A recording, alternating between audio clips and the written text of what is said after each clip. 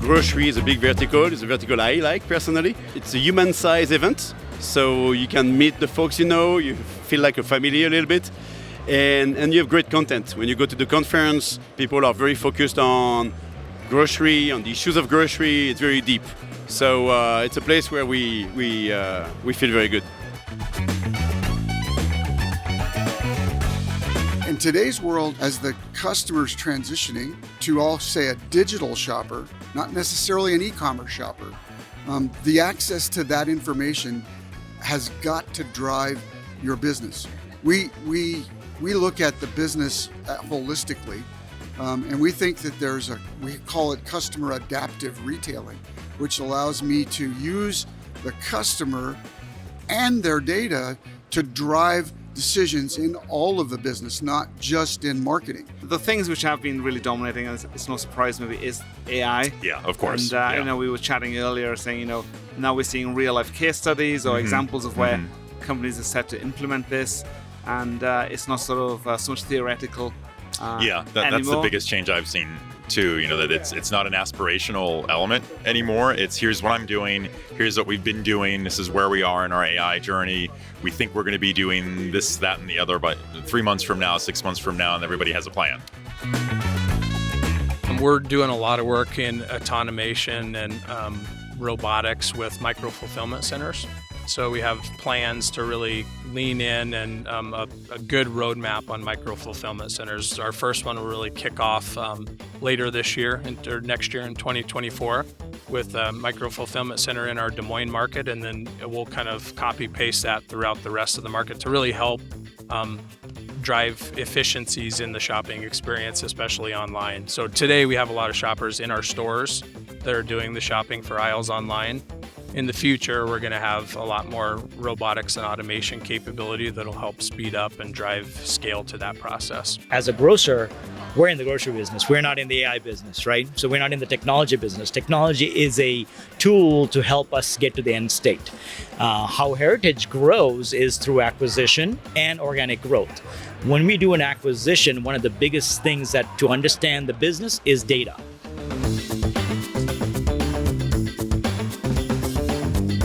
The space has a lot of growing pain at the moment. I heard the word retail media tax even, from the brand perspective. Some other company calling this is a retail media tax. The reason we consider it tax because the platform, and if you especially look at across all the retail media platforms, retailers now essentially launching their own retail media network, right?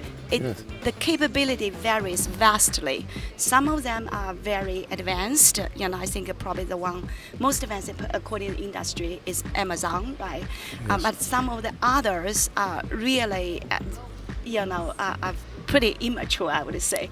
So that brings the question: yes, if brands are investing in that space, I'm really getting the return I want, right? Is that incremental?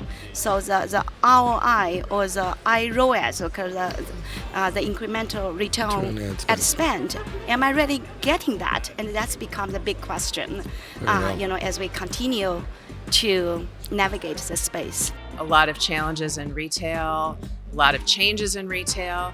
I think commercially, what we're excited about is really the depth of understanding that we now have about our brand's performance, the opportunities, the upside, being able to maintain over a decade of industry leadership, share leadership with Tropicana, our flagship brand, but also seeing the resurgence and growth of some of the smaller, more emerging brands in our portfolio. So it's been a really gratifying year.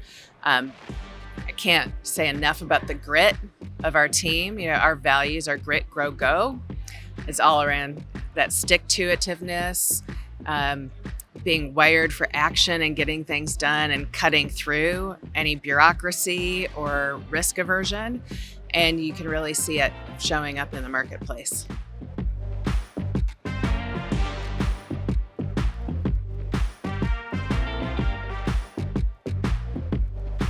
I'm excited to be at Groceryshop to really see what so many partners, retailers, and other CPGs are doing to help unify their in-store and e-commerce platforms to really bring a rich shopping experience across all retailers and banners.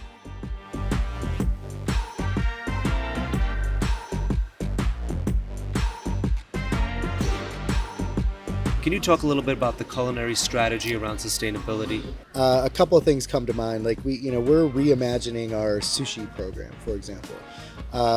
The customer, a new younger customer that has grown up eating sushi, they're able to, they're willing to push the boundaries. It's not new to them. So we really work on the development of new exciting flavors like mango yuzu tuna or carrot kimchi wraps for the sushi. But taking it a step further is looking at regenerative rice, looking at less plastic in the packaging, and really finding ways to reimagine the products itself, but also their impact on the environment. This show is really important because it allows us to engage with both brands and retailers. Broadsign being a global in in-store digital media, extension of retailers' retail media networks, and bringing them into the four-wall environment. That's been kind of the buzz topic for this year's iteration.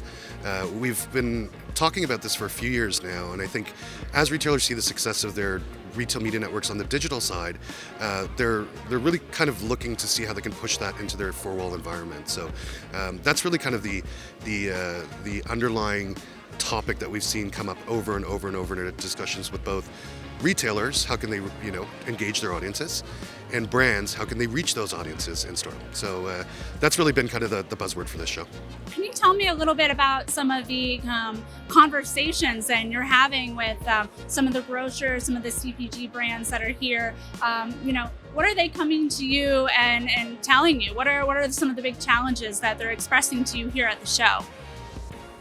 Well, this whole area of knowing, strong visibility of knowing what's on the shelf and what's available, doing better shelf planning, and having a better understanding, a source of truth, if you will, for what's really on the shelf is the starting point.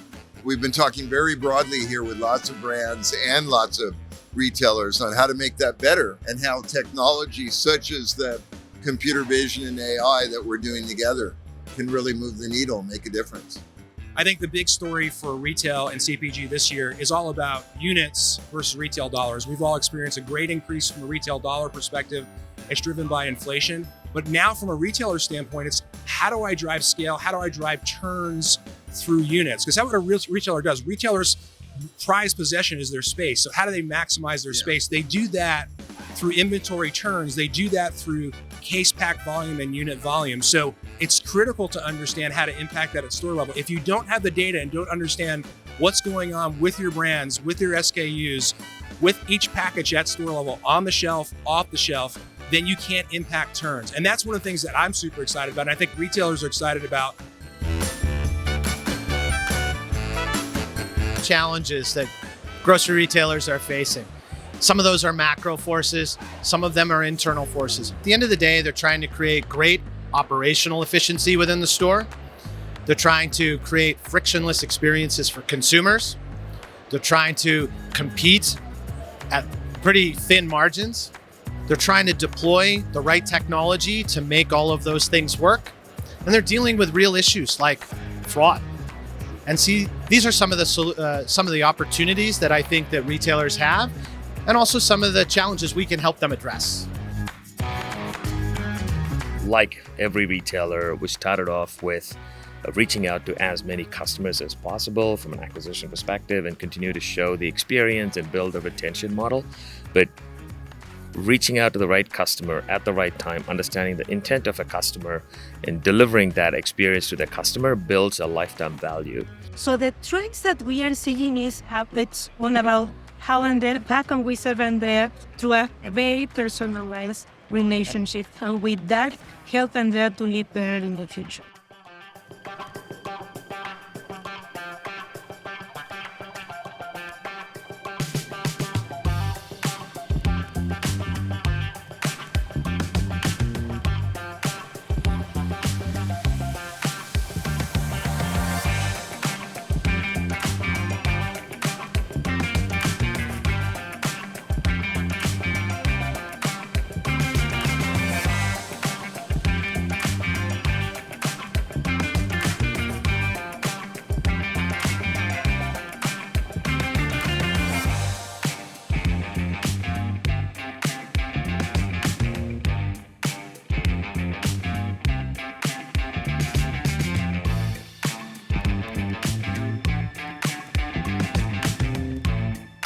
It's always a lively event. It's big, it's energetic, but you're definitely going to find what you're looking for. And I think this year's iteration is the largest that I've seen in the last 3 years.